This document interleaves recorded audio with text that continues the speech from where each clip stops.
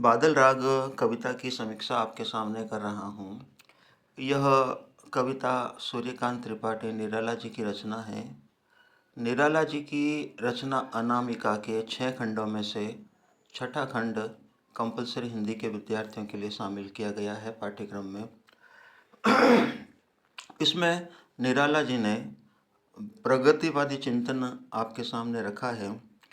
बादल निराला जी का प्रिय एक टाइटल है, क्रांतिकारी का प्रतीक है। समाज में जो दुखी मजदूर है, किसान है, यानी शोषित वर्ग है, उनके जीवन को पीड़ा से मुक्त करवाने के लिए बादल यानी क्रांतिकारी क्या करता है? क्रांति करता है। परिणाम यह होता है कि उस क्रांति के असर के रूप में जो बाहुबली पूंजीपति शोषक वर्ग है, उनका वर्चस्व शून्य होता है और शोषित यानी मजदूर किसानों का जीवन हरियाली से युक्त यानी खुशियों से युक्त होता है। जैसे बादल गरजते हैं तो जमीन में बोए गए बीज अंकुरित हो जाते हैं और बरसने के साथ साथ वो अंकुरित बीज धीरे धीरे पौधे और धीरे धीरे और अधिक आसमान की तरफ बढ़ते हुए यानी विकसित होते हुए नजर आते हैं। रचनाकार ने आप देख पा रहे हैं कि बादल क्रांतिकारी का प्रतीक है, शोषितों के हित में नव परिवर्तन करने वाला है। तो बादल किसका प्रतीक है? क्रांतिकारी का है।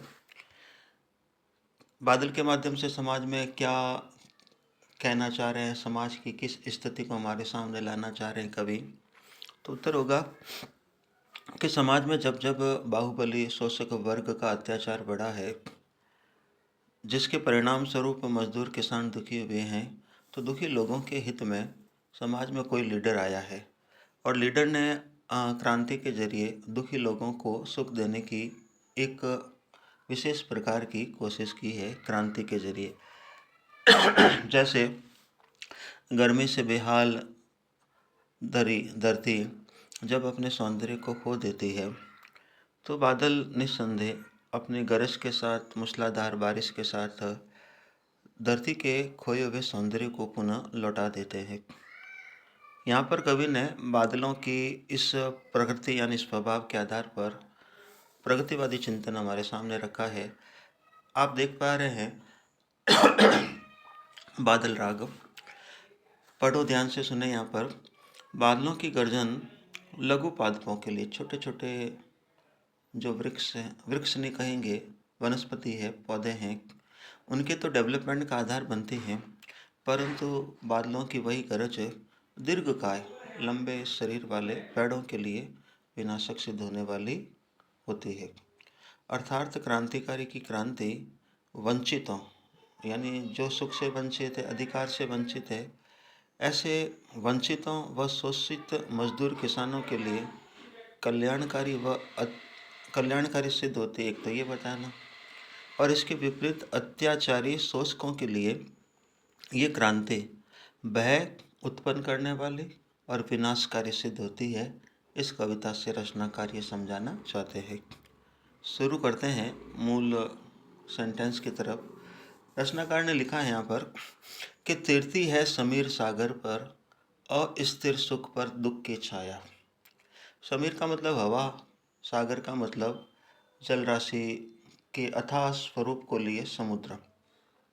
रचनाकार ने कहा कि समीर रूपी हवा रूपी सागर पर तैरती है कौन? सेकंड लाइन में उत्तर है, अस्थिर सुख पर दुख की छाया।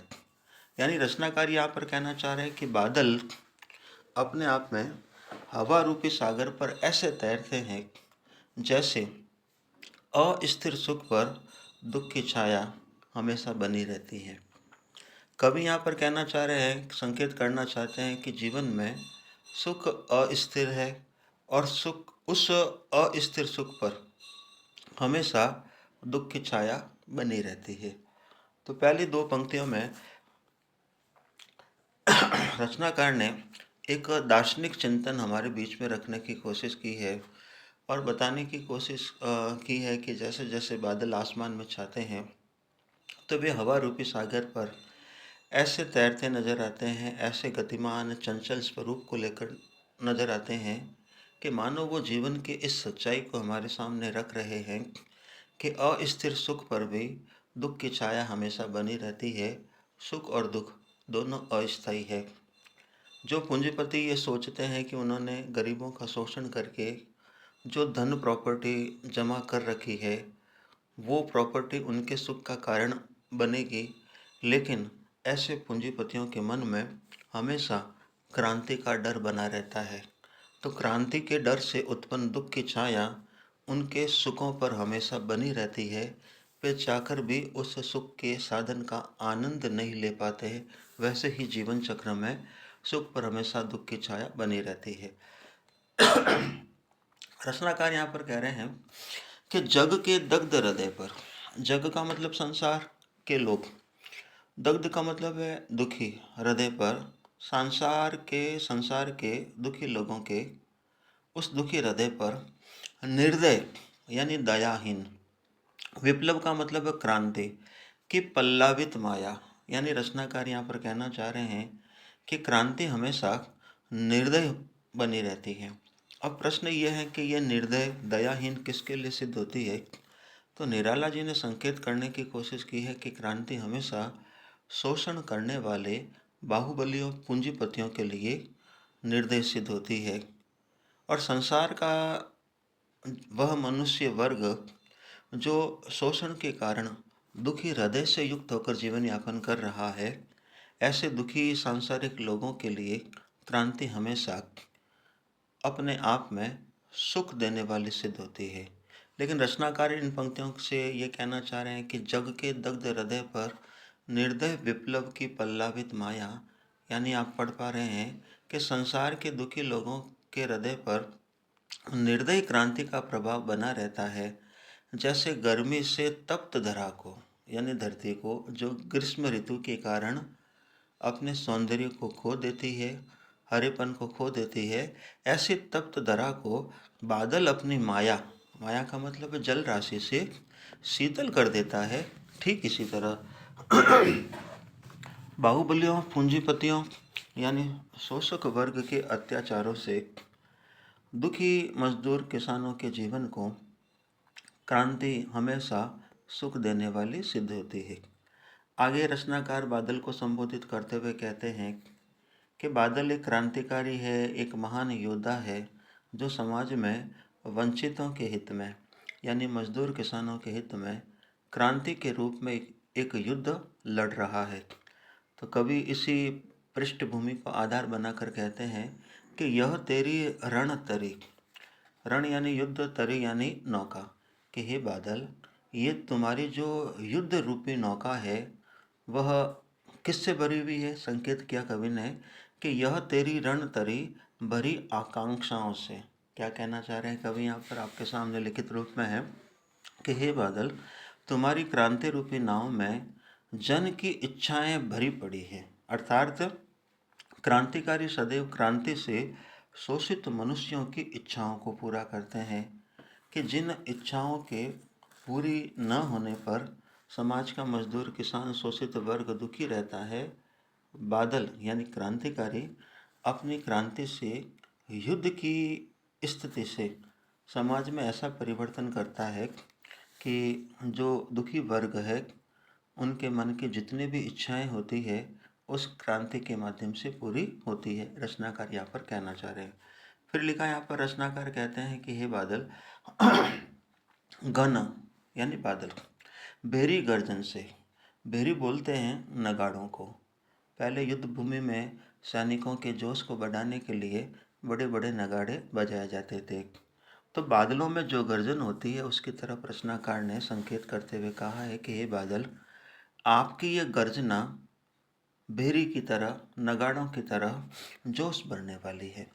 अब प्रश्न है कि क्रांतिकारी लीडरशिप करते हुए जिस ओजस्वी भाषण से, वक्तव्य से, विचारों से दुखी लोगों को प्रोत्साहित करता है, तो उस क्रांतिकारी की ओजस्वी बातों को सुनकर वंचित वर्ग, दलित वर्ग, किसान वर्ग, मजदूर वर्ग उत्साहित होकर उस क्रांतिकारी के क्रांति में सहयोग करने के उद्देश्य से अपने जीवन में अपनी इच्छाओं को पूरा करने के उद्देश्य से सिर उठाने की स्थिति में आ जाते हैं। अब सीन आप महसूस करना कि घनबेरी गर्जन से सजग यानी सजीव हो जाते हैं। जो निष्क्रिय थे वो जाग उठते हैं। सुप्त यानी जो सोए हुए हैं। अंकुर यानी बीज, छोटे छोटे पौधे। उर में कहाँ सोए हुए हैं? हृदय में। किसके? पृथ्वी के यानी धरती के हृदय में सोए हुए अंकुर सजग हो जाते हैं। कैसे? जब बादल गरजते हैं।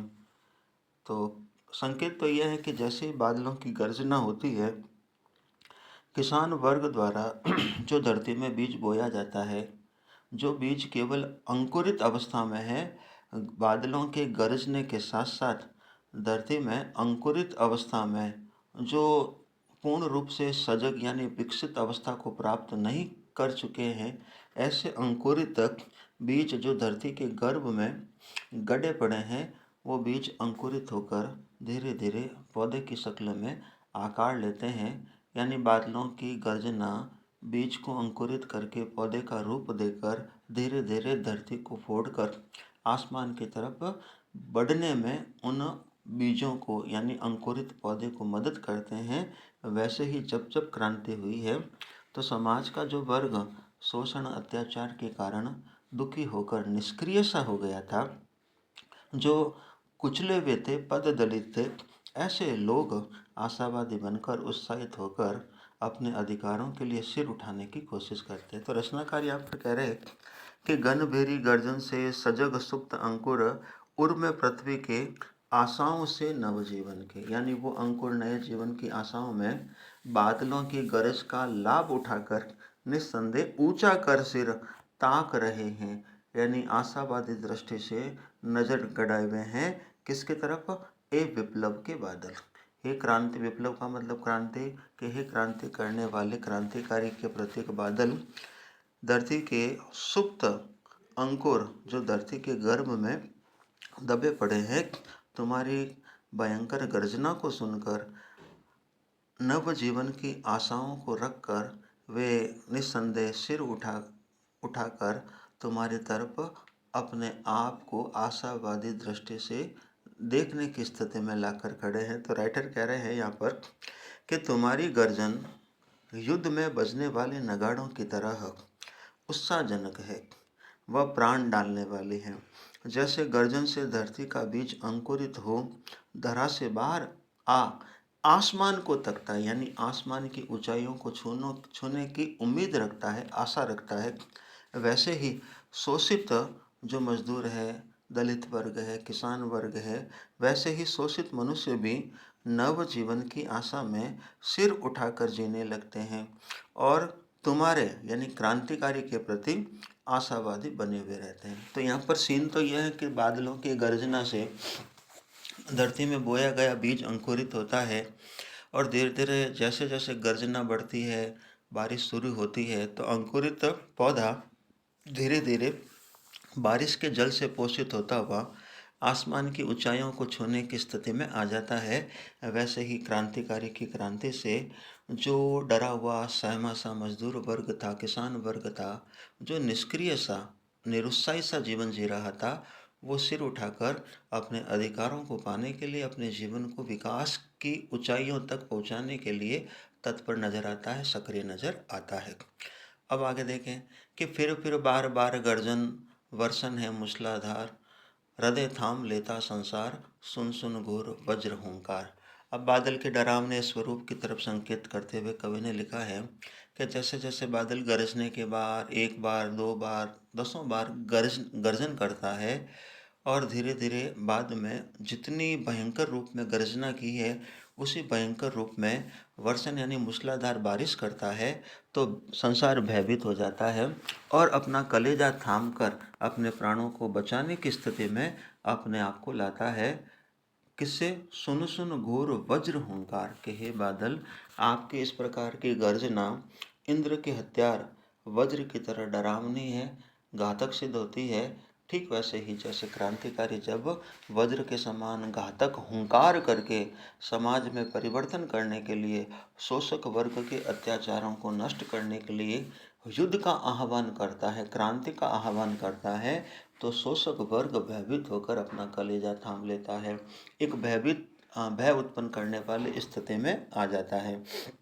फिर लिखा है यहाँ पर, अब जैसे बादल गरजने के बाद साथ साथ कभी कभी बिजली गिरती है, तो उसकी तरफ इशारा करते हुए कवि कह रहे हैं कि अग्निपात से, यानी बिजली गिरने से, शापित, जैसे किसी के श्राप से बड़े बड़े राजा बाहुबली श्राप के कारण नष्ट से हो जाते हैं, वैसे वैसे बादलों की गर्जना के साथ साथ जैसे कभी कभी बिजली गिरती है, तो उन्नत शत शत वीर, बड़े बड़े महान सैकड़ों योद्धा जो अपने भुजबल के आधार पर, अहंकार के आधार पर समाज में अत्याचार बढ़ाते रहते हैं, अत्याचारी बने रहते हैं, लेकिन जैसे ही क्रांति होती है, क्रांतिकारी बिजली उन पर गिराता है, तो बड़े बड़े शोषक वर्ग, बाहुबली वर्ग के लोगों का अस्तित्व मिट जाता है। जैसे बिजली गिरने से बड़े बड़े आसमान को स्पर्श करने वाले डील डॉल वाले बड़े बड़े वृक्ष जलकर धराशायी हो जाते हैं, यानी नष्ट हो जाते हैं, वैसे ही क्रांति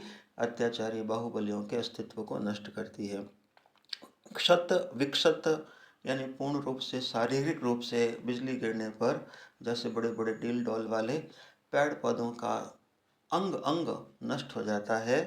अचल शरीर, ऐसा शरीर जो एक समय अपने आप में अचल मुद्रा में था, जिसे कोई नष्ट नहीं कर सकता था, गगन स्पर्श, जिनकी ऊंचाइयां गगन को स्पर्श करने की तरफ इशारा कर रही थी, स्पर्धा धीर, तो गगन स्पर्शी, यानी गगन गगन को स्पर्श करने की स्पर्धा के साथ साथ जो अपने अहंकार में चूर होकर जीवन यापन कर रहे थे, ऐसे बड़े बड़े विशालकाय वृक्षों पर जब बिजली गिरती है, तो ऐसे सैकड़ों वृक्ष पूर्ण रूप से जमींदोज हो जाते हैं, धराशायी हो जाते हैं। ये तो है सामान्य कथन, लेकिन कवि क्या कहना चाह रहे सुने, कि जब जब क्रांति होती है, तो युगों युगों से जो बाहुबली अपने आप को ताकतवर समझकर अपनी ताकत, शारीरिक ताकत और धन बल के आधार पर समाज पर अत्याचार करते रहते हैं, क्रांति होने पर जब क्रांतिकारी उन पर बिजली गिराता है, यानी अपने वीरता का परिचय उनको देता है, तो बड़े बड़े ऐसे अत्याचारी शासक,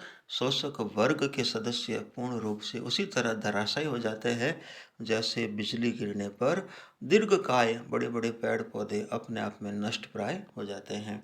यानी जैसे आप पढ़ पा रहे हैं कि बिजली गिरने से गगन स्पर्शी वृक्ष गिर जाते हैं, अर्थात क्रांतिकारी की क्रांति से बाहुबली शोषकों का विनाश हो जाता है।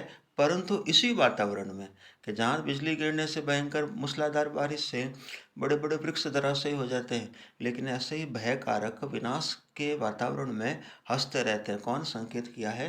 हंसते हैं छोटे पौधे लघुभार। छोटे पौधे शब्द से रचनाकार ने समाज के छोटे लोगों, किसानों की तरफ, मजदूरों की तरफ, शोषित लोगों की तरफ इशारा किया है कि बिजली गिरने पर, भयंकर बाढ़ जैसी मूसलाधार बारिश होने पर भी जो घास घास के रूप में छोटे छोटे पौधे होते हैं, वे ऐसे डरावने विनाशकारी वातावरण में भी हरे भरे रहते हैं, हंसते हुए नजर आते हैं। यानी क्रांति के दौरान लघु छोटे लोग, शोषित मनुष्य को क्या मिलता है? सुख मिलता है। वो निर्भय होकर क्या करते हैं? हंसी के साथ जीवन यापन करते हैं, क्योंकि वे जानते हैं कि ये क्रांति उनके जीवन को सुख देने के लिए हुई है। अब कौन हंसते हंसते हैं? छोटे पौधे लघुबार, शस्य अपार। शस्य अपार का मतलब हरे भरे छोटे छोटे पेड़ पौधे उस गंभीर गर्जना में भी, भयंकर मूसलाधार बारिश में भी हंसते रहते हैं, यानी हरे भरे बने रहते हैं। हिल हिल खिलखिल हाथ हिलाते तुझे बुलाते, विप्लव रव से छोटे ही हैं शोभा पाते।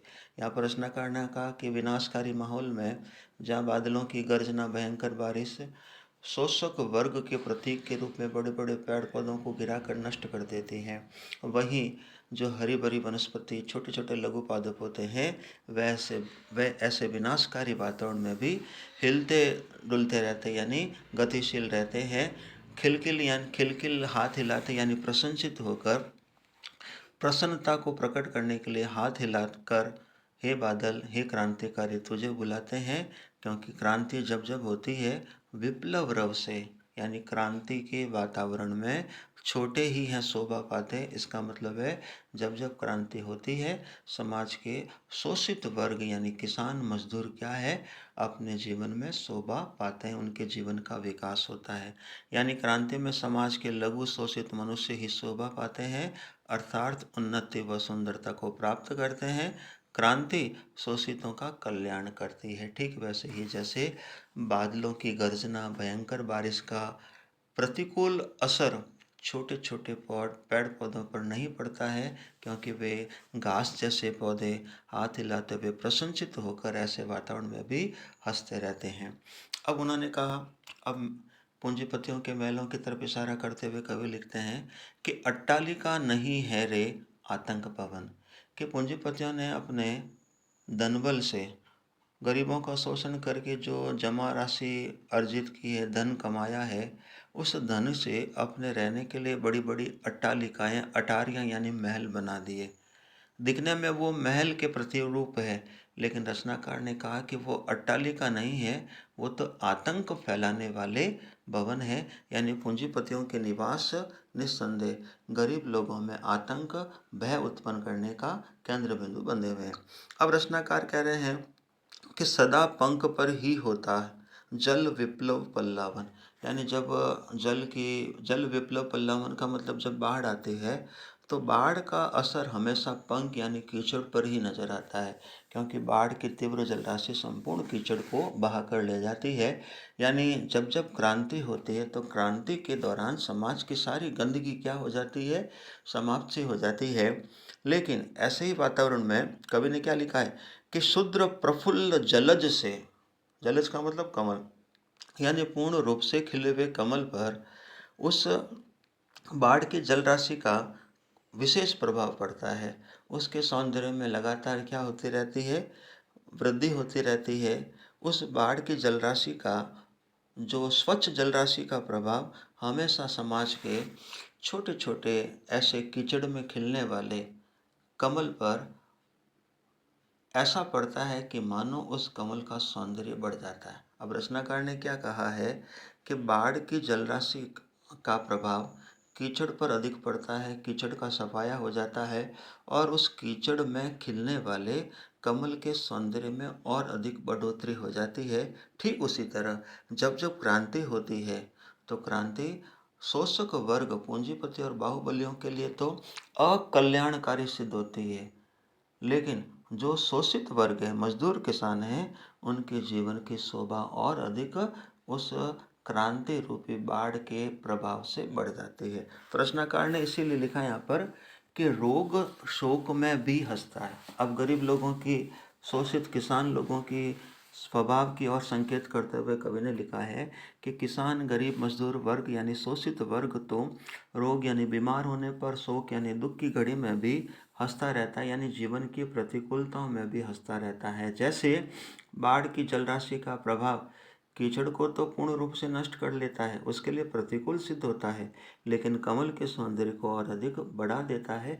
वैसे ही जब जब क्रांति होती है, उस क्रांति में समाज का शोषित वर्ग सुंदरता को, शोभा को प्राप्त करता है। ऐसा शोषित वर्ग जो रोग शोक में भी हंसता है, शैशव का सुकुमार शरीर के जैसे शिशु अवस्था में, यानी बच्चे के जीवन पर रोग और शोक का प्रभाव न के बराबर नजर आता है। यानी बच्चा अपने शिशु अवस्था में, कोई भी व्यक्ति अपने शिशु अवस्था में रोगग्रस्त होने पर भी, शोकग्रस्त होने पर भी विशेष प्रकार का ज्ञान न रखने के कारण हंसता रहता है। वैसे ही क्रांति जब जब होती है, जब जब प्रतिकूलताएं समाज में घर करती है, ऐसी प्रतिकूलताओं के वातावरण में यानी रोग और शोक में भी समाज का किसान वर्ग हमेशा खुश बना रहता है। अब यहाँ पर किसान वर्ग तो खुश बना रहता है, सुख सुख का आनंद लेता है, लेकिन पूंजीपतियों की स्थिति क्या सुनो। कवि ने लिखा है, रुद्ध कोष है, पूंजीपतियों के पास खजाना भरा पड़ा है, शुद्ध तोष है, रुद्ध कोष है, शुद्ध तोष है, यानी पूंजीपतियों का धन कोष भरा हुआ है, फिर भी वे अपने आप में चिंतित हो, भयभीत नजर आते हैं, क्योंकि उनके जीवन पर, उनके मन पर हमेशा इस बात का, उसके उनके मन पर हमेशा इस बात का डर बना रहता है कि अगर किसी परिवर्तन के लिए क्रांति हुई, तो हमारा अस्तित्व शून्य हो जाएगा, हमारी जमा पूंजी, हमारे महल, सब कुछ हमसे छीन लिए जाएंगे। तो इस प्रकार ऐसे यानी ऐसे वातावरण में जब जब क्रांति होती है, तो पूंजीपतियों का हृदय चिंता और भय से और अधिक बढ़ जाता है, और वे उस चिंता के समाधान के लिए डर कर क्या करते हैं। उत्तर दिया है, अंगना अंग से लिपटे भी। अंगना का मतलब है धर्मपत्नी, पत्नी, यानी वे डर के कारण, डर मिटाने के उद्देश्य से अपने पत्नी के शरीर से लिपट जाते हैं, उनके हृदय लगते हैं, यह सोचकर के पत्नी का प्रेम आश्रय उनके मन की चिंता और भय को दूर करेगा। लेकिन ऐसा पत्नी के गले लगने पर भी उन आतंक फैलाने वाले पूंजीपतियों के मन का डर दूर नहीं होता है। तो कवि ने लिखा है कि अंगना अंग से लिपटे भी आतंक अंक पर काप रहे हैं, यानी आतंकित होकर, भयभीत होकर पूंजीपति वर्ग ऐसे क्रांति के वातावरण में अनेक प्रकार की चिंता से युक्त होकर, डर से ग्रसित होकर एक डरा हुआ सा जीवन यापन करते हैं। और ऐसे डर से बचने के लिए वो अपने पति पत्नी के प्रेम का आश्रय भले लेते हैं, लेकिन उस पत्नी के अंगों से लिपटने पर भी उनका भय दूर नहीं होता है। क्योंकि यह भय बढ़ाने वाली परिस्थिति कौन सी है, लिखा यहाँ पर, घनी वज्र गर्जन से बादल, बादलों की घनघोर गर्जन के कारण जिसका असर वज्र के समान घातक होता है। त्रस्त नयन, यानी दुखी मन से वे पूंजीपति वर्ग अपने नेत्रों को अपने हाथों से, नेत्रों को, मुख को अपने हाथों से ढकने की, बचाने की कोशिश करते हैं। यानी जब जब क्रांति होती है तो ये क्रांति समाज के पूंजीपतियों के लिए भय उत्पन्न करने वाली सिद्ध होती है। अब लास्ट में लिखा है यहाँ पर, किसान से उन्होंने, कवि ने आह्वान किया है कि जीर्ण बाहु, यानी पूर्ण रूप से पुराना और कमज़ोर जिनकी भुजाएं हैं क्षीण शरीर, जिनका शरीर कमज़ोर है, भुजाएं जिनकी पूर्ण रूप से बुढ़ापे के कारण कृशका यानी कमज़ोर हो चुकी है, ऐसा किसान हे बादल तुझे बुलाता है, तुझे बुलाता कृषिक अधिक। यानी बेचैन होकर किसान धरती की स्थिति को लेकर, बढ़ती हुई गर्मी को लेकर, अकाल से चिंतित होकर, ऐसा किसान जो शारीरिक रूप से पूरी तरह कमज़ोर हो चुका है, हे बादल, ऐसा अधीर, बेचैन, अकाल से व्याकुल, पूंजीपतियों के शोषण से दुखी किसान अपने हित के लिए तुम्हें पुकार रहा है, ए विप्लव के वीर। यानी कवि यहाँ पर वापस यू टर्न लेकर कहते हैं कि समाज का शोषित वर्ग, किसान वर्ग, दुखी वर्ग अपने जीवन को दुखों से मुक्त करवाने के उद्देश्य से बादल यानी क्रांतिकारियों का आह्वान करता है कि वे क्रांतिकारी हम शोषितों के हित के लिए क्रांति करें, पूंजीपतियों के अस्तित्व को नष्ट करने के लिए क्रांति करें। चूस लिया उसका सार, ऐसे किसान वर्ग बुला रहे हैं उस बादल को जिसके शरीर का सारा सामर्थ्य शोषण के जरिए शोषक वर्ग यानी पूंजीपतियों ने चूस लिया है। यानी पूंजीपतियों ने जिनका शोषण कर लिया है, ऐसे शोषित वर्ग, मजदूर, किसान, हे बादल, हे क्रांतिकारी तुझे बुलाते हैं। और किस रूप में अब उनकी स्थिति है, हार्ड मात्र ही है आधार। शोषण इतना अधिक हो चुका उनका कि उनके जीवन को स्वस्थ रखने के लिए किसी प्रकार की शारीरिक स्थिति नज़र नहीं आती है, केवल हड्डियां ही उनके शरीर, उनके प्राणों का आधार बनी हुई है। ऐसी बद से बदतर स्थिति वाले किसान, हे बादल, अपने अकाल के मार से बचने के लिए, शोषण के अत्याचार की मार से बचने के लिए, हे बादल, आपको, आपका आह्वान कर रहे हैं। क्योंकि उन किसानों की नज़र में, हे बादल, आप ए जीवन के पारावार, पारावार का मतलब है सागर, क्योंकि ऐसा अधीर, बेचैन, अकाल से व्याकुल, शोषण का शिकार हुआ किसान, हे बादल, तुम्हें जीवन का सागर समझता है। यानी समाज का शोषित वर्ग, किसान वर्ग, मजदूर वर्ग क्रांतिकारी को जीवन का सागर समझकर अपने बद से बद स्थिति में सुधार करने के लिए ऐसा किसान वर्ग क्रांतिकारियों का आह्वान करता है कि वे उनके पक्ष में क्रांति करें। तो इस प्रकार पूरी कविता में रचनाकार ने प्रगतिवादी चिंतन को आपके सामने रखा है। शोषक वर्ग, शोषित वर्ग, इस प्रकार की। अब प्रश्न देखें, विप्लव का वीर किसे कहा गया, क्रांतिकारी को। क्रांतिकारी को कौन बुलाता है, शोषित, पीड़ित व कमजोर किसान जो शोषण का शिकार हो चुका है, अकाल के मार से प्रभावित है। क्यों बुलाता है, अपने आत्म उद्धार के लिए, अपने जीवन की खुशहाली के लिए। उसका शोषण किसने किया है, पूंजीपति, बाहुबलियों और शोषक वर्ग ने किया है। जीवन का पारावार यानी सागर किसे कहा गया है? बादल यानी क्रांतिकारियों को कहा गया। जैसे बादल किसानों के जीवन का आधार है, वैसे शोषित वर्ग के जीवन को शोषण से बचाने का आधार समाज के क्रांतिकारी होते हैं। अस्थिर सुख पर दुख की छाया, इसका मतलब मैंने आपको बता दिया कि जीवन में सुख दुख दोनों अस्थायी है। अस्थिर सुख पर हमेशा दुख की छाया बनी रहती है। पूंजीपति लोग भले ही सुख से संपन्न नजर आते हैं, लेकिन हर समय उनको क्रांति का डर बना रहता है। अग्निपात से शापित उन्नत सत वीर, इस पंक्ति से कवि किसकी ओर संकेत करना चाह रहे हैं कि जब बादलों की गर्जना के बाद भयंकर बारिश होती है, बिजली गिरती है, तो बड़े बड़े पेड़ पौधे नष्ट हो जाते हैं। ठीक वैसे ही क्रांति होने पर बड़े बड़े बाहुबली पूंजीपति शोषक वर्ग नष्ट हो जाते हैं। फिर आता है विप्लव रव से छोटे ही शोभा पाते। इसका मतलब है जब जब क्रांति होती है तो क्रांति में शोषित वर्ग का जीवन शोभायमान होता है, सुंदर बनता है, सुखों से सुशोभित होता है। अब आप स्क्रीनशॉट लेकर इस कविता के सारांश को आराम से पढ़ लें। मैं आपके सामने रखता हूँ।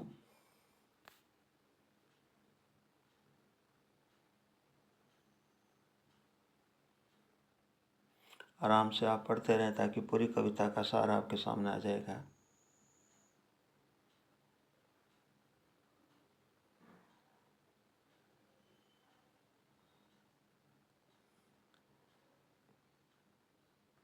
ये कुछ अंतिम बातें आपके सामने इस कविता से जुड़ी जो रचनाकार निराला जी समझाना चाह रहे हैं, स्पष्ट करना चाह रहे हैं। ये समझा इसका अंतिम हिस्सा है। इसी के साथ बादल राग कविता व्याख्यात्मक रूप से समझाने की जो मैंने कोशिश की है, मैं अपनी बात को विराम देता हूँ। धन्यवाद।